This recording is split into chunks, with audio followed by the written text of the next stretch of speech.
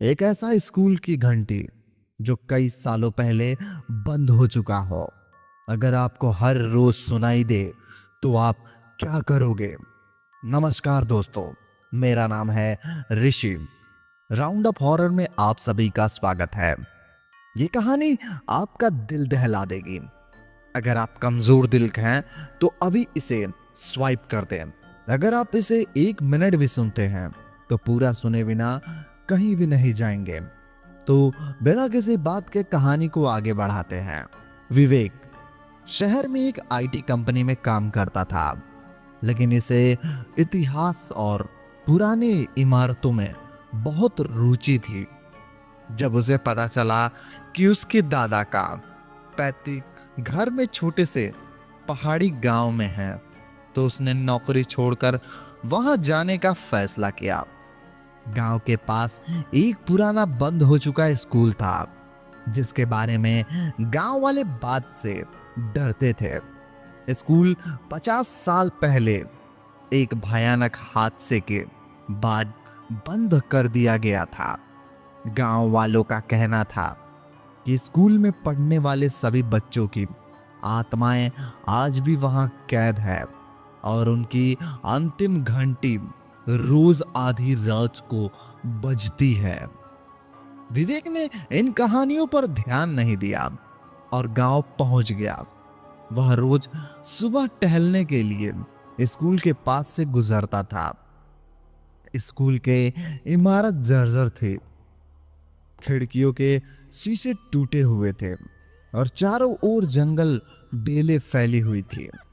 School के बीचों बीच इमारत के शीर्ष पर एक बड़ी जंगल लगी घंटी लटकी हुई थी। एक रात विवेक गहरी नींद में था जब अचानक उसे एक तेज भयानक घंटी की आवाज सुनाई दी। यह आवाज इतनी स्पष्ट थी कि लगा जैसे उसे कान के पास से घंटी बजी हो। उसने तुरंत घड़ी देखी तो रात के 12 बजे थे। विवेक ने अगली सुबह गांव के एक बुजुर्ग से पूछा। बुजुर्ग ने डरते हुए कहा, वह बच्चों की अंतिम घंटी है। जब तक कोई उस घंटी को हमेशा के लिए शांत ना कर देता, वह आत्माएं बाहर नहीं निकल सकती। विवेक ने ठान लिया वह इस रहस्य को सुलझाएगा। अगली रात 11:30 बजे विवेक टॉर्च लेकर स्कूल पहुंचा। दरवाजा अंदर से बंद था, लेकिन अंदर जाने पर भयानक सड़ी हुई नमी हवा झोंका आया। उसने टॉर्च जलाया। क्लासरूम में टूटे हुए डेस्क और बेंच थे। एक ब्लैक बोर्ड पर चाक से कुछ अजीबोगरीब चिन्ह बने हुए थे जो किसी बच्चे के लिखावट नहीं लग रहे थे। विवेक चलते चलते स्कूल के हॉल में पहुंचा, जहां से घंटी की रस्सी नीचे लटकती थी। रस्सी बहुत मोटी और धूल भरी थी।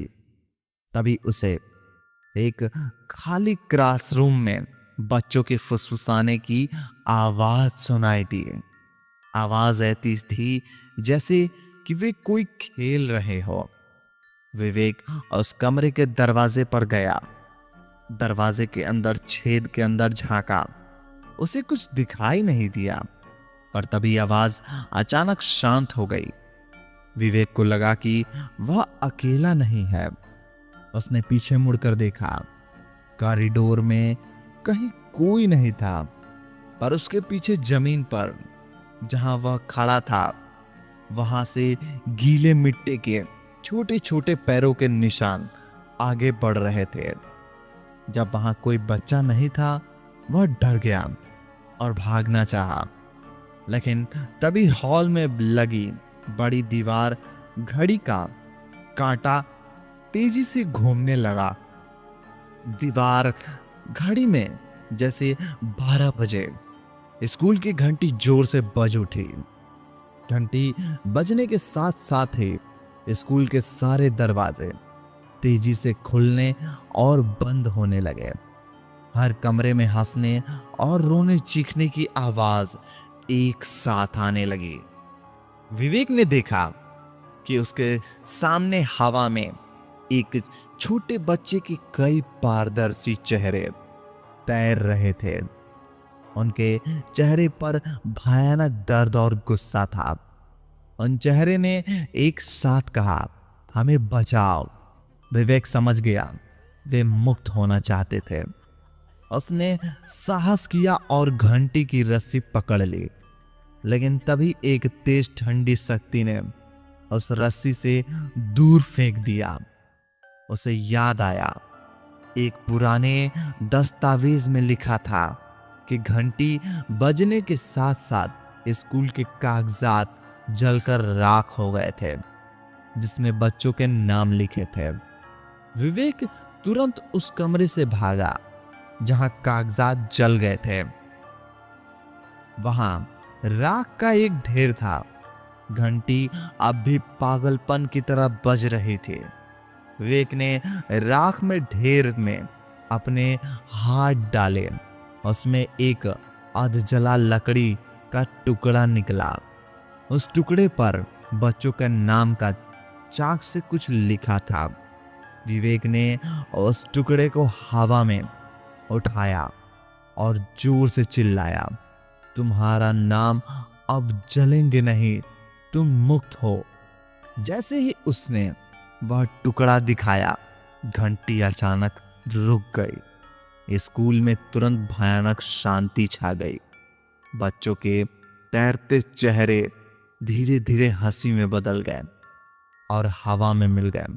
अगली सुबह विवेक ने देखा कि स्कूटी की घंटी अब जमीन पर गिरकर टूट चुकी है और स्कूल के सारे दरवाजे खुले हैं।